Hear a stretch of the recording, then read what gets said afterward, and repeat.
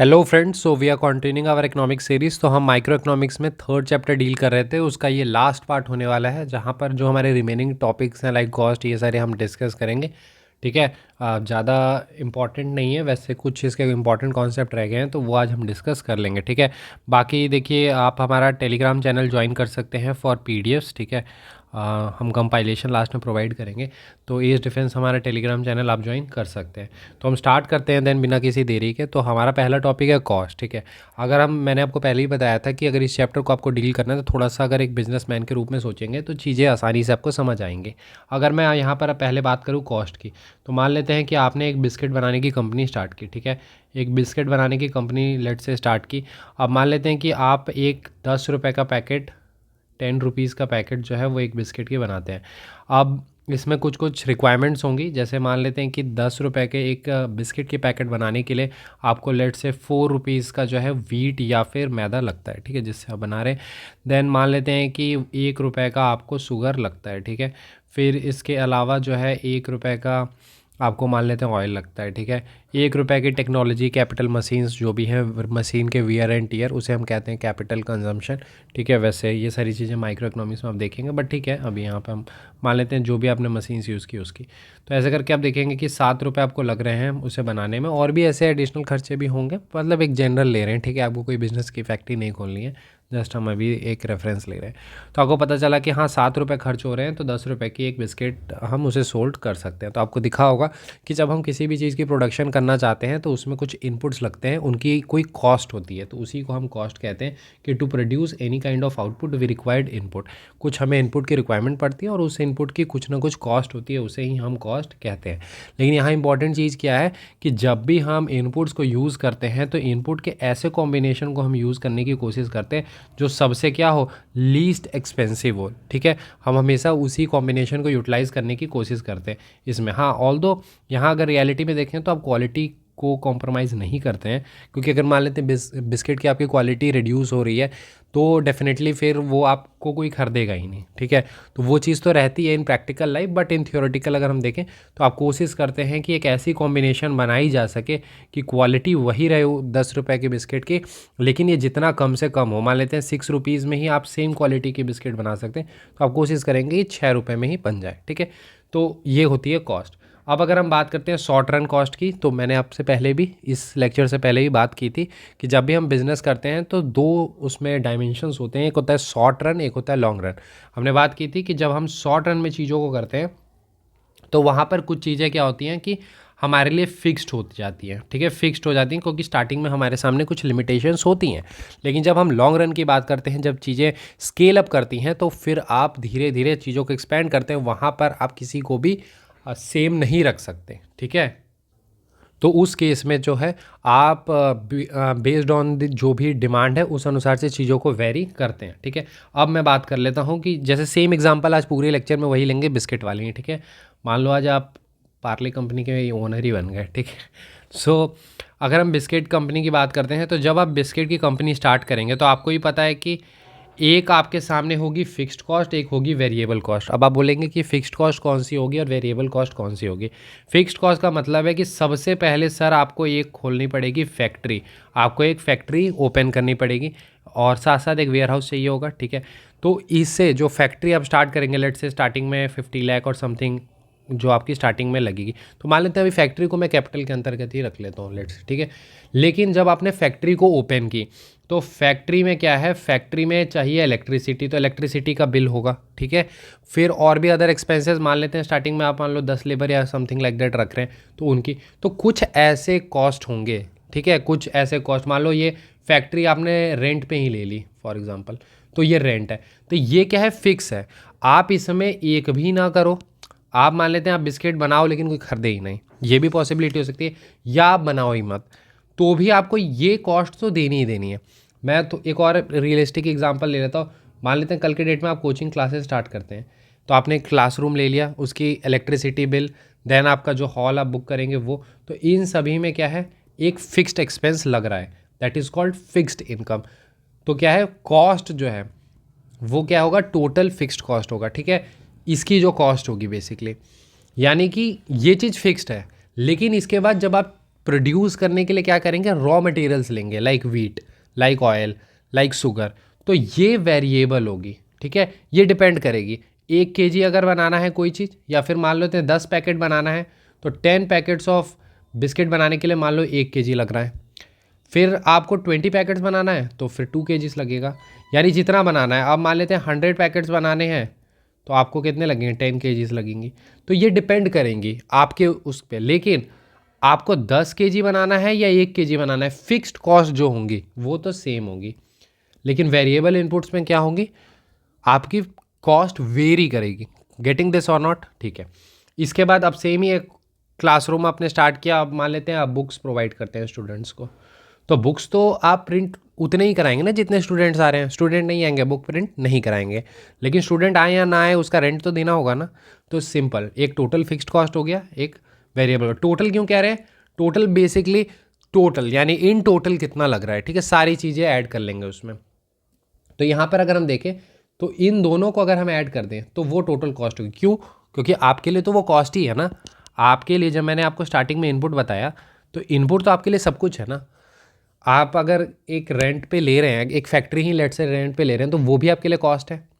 उसके electricity bill भी cost है, उसमें रॉ मटेरियल्स लग रहे हैं बिस्किट बनाने के लिए, वो भी कॉस्ट है। तो ये सारे ही आपके क्या होंगे, कॉस्ट होंगे। हाँ, डिफरेंसेस होंगी, एक वेरिएबल कॉस्ट होगी, एक फिक्स्ड कॉस्ट होगी।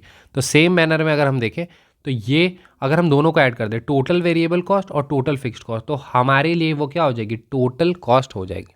लेकिन अभी मैंने आपको यहाँ पे स्टार मार्क बात क्या बताई कि प्रोडक्शन इंक्रीज़ करनी है तो आपको वेरिएबल कॉस्ट को इंक्रीज़ करना होगा। यानी अगर प्रोडक्शन इंक्रीज़ करनी है, रॉ मटेरियल्स को इंक्रीज़ करना होगा।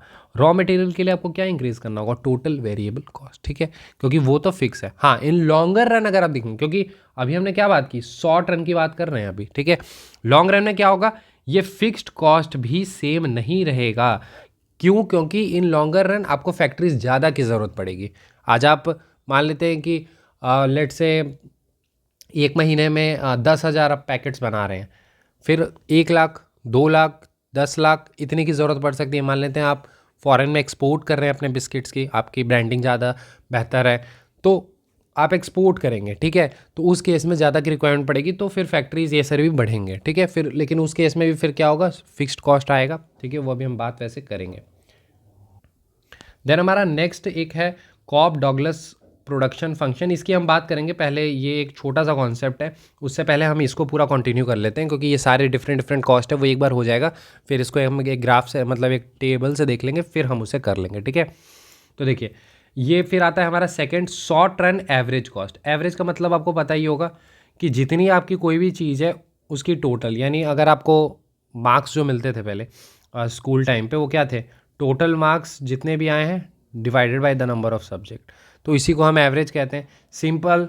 तो सेम मैनर में शॉर्ट रन एवरेज कॉस्ट क्या होगा, टोटल कॉस्ट डिवाइडेड बाय कितना प्रोडक्शन किया, total cost per unit output, ठीक है। जितना आउटपुट हुआ है, अभी हम एक टेबल में देखेंगे तो आपको क्लैरिटी मिलेगी।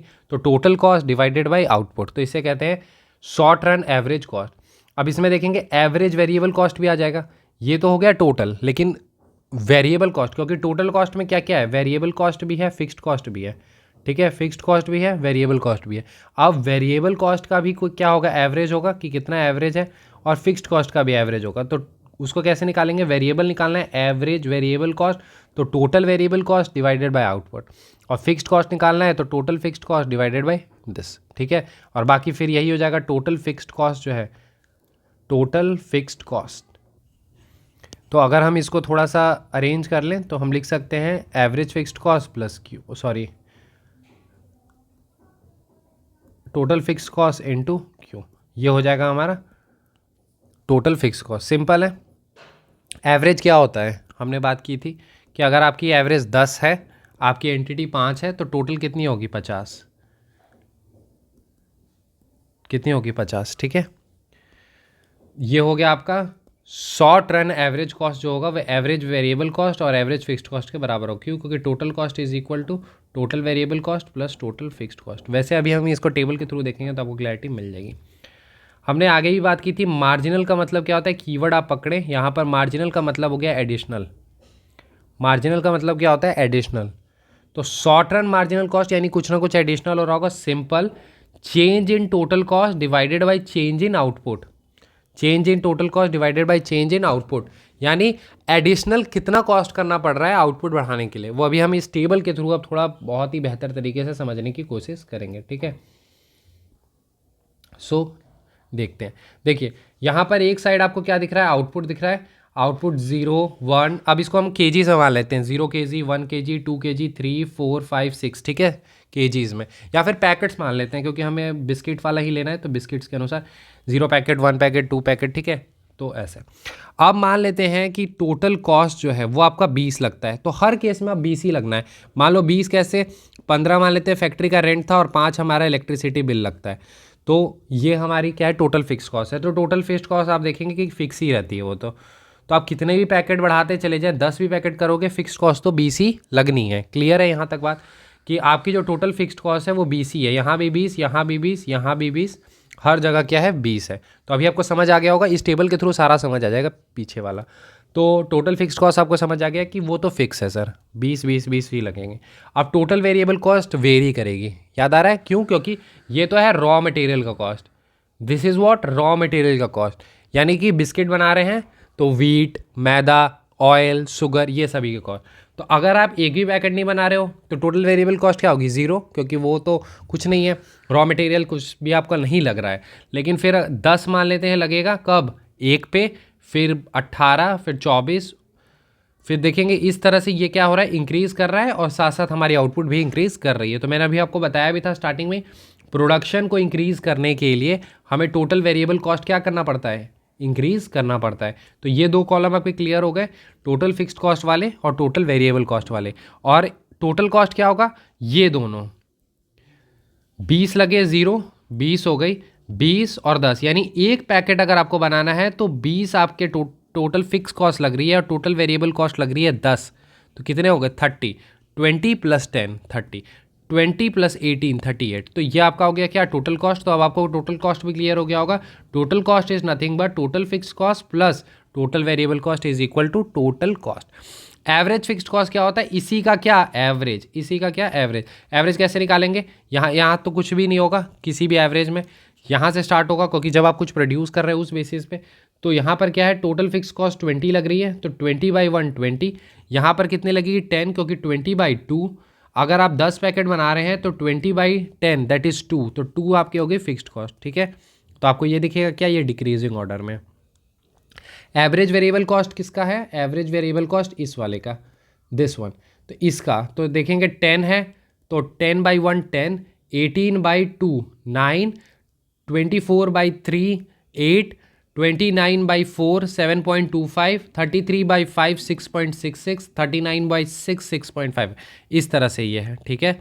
ये देखेंगे एक समय तक ये बढ़ता है, फिर एक समय तक ये डिक्रीज़ करता है, फिर ये इंक्रीज़ करता है, ठीक है। तो आपको ध्यान आ रहा होगा कि एक समय तक अगर बढ़ता है फिर घटता है तो इसका कुछ ग्राफ यू शेप का बनना चाहिए, ठीक है। यू शेप का, पहले ज़्यादा है फिर कम आया फिर ज़्यादा हो गया, ठीक है। सेम मैनर में यहाँ पर देखिए शॉर्ट रन एवरेज कॉस्ट है, शॉर्ट रन एवरेज कॉस्ट का हमने देखा था, इन दोनों का क्या होता है, सम होता है, ठीक है। यहाँ पे आपको क्लियर हो रहा होगा, शॉर्ट रन एवरेज कॉस्ट यानी एवरेज फिक्स कॉस्ट प्लस ये, तो दोनों को ऐड कर देंगे, 10 + 20 30, 10 + 9 19 दिस, ठीक है। लेकिन यहाँ पर सबसे इंपॉर्टेंट आपका आएगा मार्जिनल कॉस्ट वाला, ठीक है, शॉर्ट रन मार्जिनल कॉस्ट। तो इस कॉलम को अच्छे से समझने की ज़रूरत है। हमने बात की कि आउटपुट में कितना चेंज होगा जब हमें कितना कॉस्ट में चेंज करना होगा आउटपुट में गेन पाने के लिए। अब यहाँ हम थोड़ा देखते हैं कि मान लेते हैं हम पहले प्रोड्यूस करते थे 1, अब हम प्रोड्यूस कितना कर रहे हैं 2, यानी 1 पैकेट से 2 पैकेट में बढ़े हैं, यानी कि नीचे चेंज कितना है 1 का। अब कॉस्ट में कितना चेंज करना पड़ा, 30 से कितना करना पड़ा 8, तो आप देखेंगे यहाँ पर कितना है 8। सेम मैनर में 2 से कितना किए 3, तो कॉस्ट कितना बढ़ाना पड़ा हमें 6 से, तो ये हो गया 6। फिर अगर आप देखें मान लेते हैं हम 8 ले लेते हैं, 8 से हम 9 हो गए, यानी कितना एक ज़्यादा हुए। तो हमारा पहले लग रहा था 80, अब लग रहा है 95, यानी 13 का हमने इंक्रीज़ किया है, ठीक है। तो आप ये दोनों केसेस में अगर देखें तो एक समय तक ये डिक्रीज़ करता है फिर इंक्रीज़ करता है, डिक्रीज़ करता है फिर ये इंक्रीज़ करता है। यहाँ तक देखिए डिक्रीज़ किया, इंक्रीज़, देन यहाँ तक ये डिक्रीज़ किया, फिर इंक्रीज़, फिर यहाँ तक ये देखेंगे डिक्रीज़ किया और ये इंक्रीज़। लेकिन एक चीज़ आप ध्यान देंगे कि सेम पॉइंट पे ये नहीं है, ये यहाँ तक डिक्रीज़ किया, फिर इसके बाद इसने इंक्रीज़ किया, ये यहाँ तक डिक्रीज़ किया, फिर ये इंक्रीज़ किया और ये यहाँ तक। तो यानी ये तीनों के ही ग्राफ्स कैसे बनने हैं, यू ही बनेंगे, बट थोड़ी सी अंतर यहाँ होगी। तो सेम मैनर में यहाँ पर देखेंगे ग्राफ भी आपको दिख रहा होगा कि ये आपको यू शेप में ही दिखेगा, बट डिफरेंट पॉइंट पे डिफरेंट आपको हाइट्स पे देखने के लिए मिलेंगी। सेम मैनर में ये सारे ग्राफ्स हैं जो आप एक बार देख सकते हैं, कोई ऐसा कोई डिफिकल्ट ग्राफ नहीं है, सिंपल सा है। आप एक बार उस सभी को पॉइंट को इस ग्राफ में प्लॉट करेंगे तो आपको खुद मिल जाएगा। मैं एक दो आपको करके दिखा देता हूँ। जैसे टोटल फिक्स्ड कॉस्ट है, तो टोटल फिक्स्ड कॉस्ट हमेशा 20 ये वाला 20 वाला लाइन हो गया, तो 20। अब कितने भी आउटपुट बढ़ाते चले जाओ, 1 2 3 4, ये तो 20 ही रहने वाला है, ठीक है। जैसे यहाँ पर आप देखेंगे तो सेम मैनर में आप देखेंगे ये सारे जो ग्राफ्स हैं वो आप उसी तरह से आप बना सकते हैं। इसमें बस ये सारे याद रखने हैं कि ये रेक्टेंगुलर हाइपरबोला होता है एवरेज फिक्स्ड कॉस्ट का, ठीक है। इससे पहले मैं आपको एक ये वाला डिस्कस कर देता हूँ, नहीं तो ये रह जाएगा। Cobb Douglas production function. Cobb Douglas production function क्या है, सिंपल याद रखना है। इसमें वैसे क्वेश्चन सिंपल सा यही आएगा अल्फ़ा बीटा से ही, कि अल्फ़ा और बीटा अगर 1 के बराबर हो तो क्या होगा, और अगर 1 से ज़्यादा हो तो क्या होगा, और 1 से कम हो तो क्या होगा। तो अगर हम इसे थोड़ा समझें, क्यू हमारा यहाँ क्या है, तो क्यू हमारा अगर हम देखें, जस्ट अ मिनट, ठीक है। क्यू अगर हमारा देखें तो क्यू है हमारा आउटपुट, ठीक है। Q is output. अब आपको ही पता है कि आउटपुट के लिए क्या चाहिए, इनपुट चाहिए। तो ये जो x1 है, x1, तो x1 is amount of factor 1 और फैक्टर 2 है x2 अमाउंट। यानी मान लेते हैं एक तरफ हमें बिस्किट बनाने के लिए वीट चाहिए, दूसरी तरफ शुगर चाहिए, तो वीट मान लेते हैं 4 kg चाहिए और लेट से शुगर 1 kg चाहिए, ठीक है। तो इसके थ्रू हमारे पास मान लेते हैं कि 2 पैकेट हमारी बनती है, ठीक है। तो ये हमारी क्या हो गई आउटपुट, कि 2 पैकेट्स के लिए हमें वीट चाहिए 4 और शुगर चाहिए 1 kg। तो ये हमारा हो गया। यानी कि अगर हम देखें तो ये हमारा क्या है, इनपुट, और ये है हमारा आउटपुट, ठीक है। ये हमारे कांस्टेंट हैं जस्ट। अब अगर हम इसे टी टाइम्स कर दें, टी टाइम्स का मतलब है कुछ भी ले लो, लेट से 2 गुना कर दिया।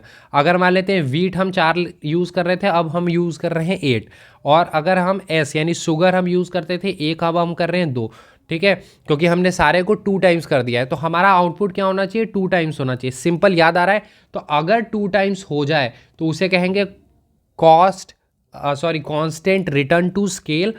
अगर वो 2 टाइम से ज़्यादा हो जाए तो उसे कहेंगे इंक्रीजिंग रिटर्न टू स्केल, और अगर 2 से कम हो जाए तो उसे कहेंगे डिक्रीजिंग रिटर्न टू स्केल। याद आ रहा है कुछ, कि अगर हमने इनपुट में 2 गुना कर दिया यानी टी टाइम्स कर दिया, तो उतना अगर हो रहा है तो कांस्टेंट रिटर्न टू स्केल, उससे ज़्यादा हो रहा है तो इंक्रीजिंग रिटर्न टू स्केल, और उससे कम हो रहा है तो डिक्रीजिंग रिटर्न टू स्केल, ठीक है। अब ये किस पे डिपेंड करेगा, इस केस में ये इन पे डिपेंड करेगा, यानी इस के कांस्टेंट पे। अगर अल्फा एंड बीटा जो है 1 के बराबर हो तो कांस्टेंट रिटर्न टू स्केल। थोड़ा सा मैथमेटिकल है, देखेंगे तो आप समझ जाएंगे, वैल्यू पुट करके भी चेक कर सकते हैं। अल्फा प्लस बीटा 1 से ज़्यादा हो तो इंक्रीजिंग, और 1 से कम हो तो डिक्रीजिंग। वैसे इसे इतना ज़्यादा कॉम्प्लिकेटेड करने की बिल्कुल ज़रूरत नहीं। एग्जाम में 2 लाइन याद रखनी है। Cobb Douglas production function basically production से रिलेटेड है, जो ये बताता है कि हमारा फैक्टर्स पे चीज़ें डिपेंड करती हैं। अब ये कांस्टेंट रिटर्न टू स्केल होगा, इंक्रीजिंग होगा या डिक्रीजिंग होगा, ये इसके कांस्टेंट पे डिपेंड करता है। अगर 1 के बराबर हो जाए तो कांस्टेंट, 1 से ज़्यादा तो इंक्रीजिंग, और 1 से कम तो डिक्रीजिंग। सिंपल सी बात है, इतना याद रखोगे एग्जाम में क्वेश्चन बन जाएगा, ठीक है। बाकी ये वाले जो ग्राफ्स हैं वो आप देख लीजिएगा, ठीक है। ये सारे आप देख सकते हैं, एवरेज वाले ज़्यादातर आपके यू शेप ही बनते हैं, ठीक है। बाकी ये सारे प्लॉट करेंगे तो आपको आइडिया लग जाएगा। लास्ट कॉन्सेप्ट जो है वो है हमारा लॉन्ग रन कॉस्ट का। लॉन्ग रन के लिए मैंने बताया कि जो सारे ही इनपुट्स हैं वो क्या हो सकते हैं, वेरिएबल हो सकते हैं, ठीक है, वेरिएबल हो सकते हैं। इसके केस में भी देखेंगे जो ग्राफ्स है वो यू ही बनता है, ठीक है। प्लॉट भी आप कर सकते हैं। बाकी ये लॉन्ग रन वाला है, बस आपको याद यही रखना है कि हाँ लॉन्ग रन के भी यू शेप्ड ही बनती है, ठीक है। अब इसमें देखिए एक कॉन्सेप्ट है जो एनसीईआरटी में दी है और जो आपके लिए इंपॉर्टेंट है, वो है लॉन्ग रन एवरेज कॉस्ट। तो लॉन्ग रन एवरेज कॉस्ट क्या होगा, total cost divided by output. Simple average निकालने के लिए क्या है, टोटल डिवाइडेड बाय जितने नंबर है। तो कितना आउटपुट हुआ और कितना टोटल कॉस्ट है। मान लो टोटल कॉस्ट था 100 रुपये हमें लग रहे थे और हम 10 निकाल रहे थे, तो हमारा कितना हो गया एवरेज कॉस्ट 10 का। तो ये हमारा 10 जो हो गया वो हमारा एवरेज कॉस्ट हो गया।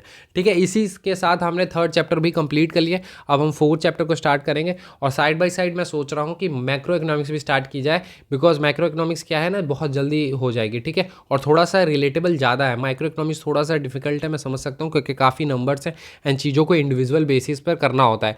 और माइक्रो में क्या होता है कि चीज़ें लार्ज स्केल पे होती है तो थोड़ा इजी होता है और वो सही भी है। तो आप बता सकते हैं कि चाहते हैं अगर हम साथ साथ माइक्रो इकोनॉमिक्स भी स्टार्ट करें तो कर सकते हैं। बाकी ये हमारा फोर्थ चैप्टर हम स्टार्ट करेंगे माइक्रो इकोनॉमिक्स के। ठीक है, तो मैक्रो और माइक्रो दोनों साथ में लेने की हम कोशिश करेंगे। बाकी ये वीडियो कैसा लगा आप बता सकते हैं। ठीक है, and we will try to maintain the continuity. ठीक है, so thank you and have a nice day friends.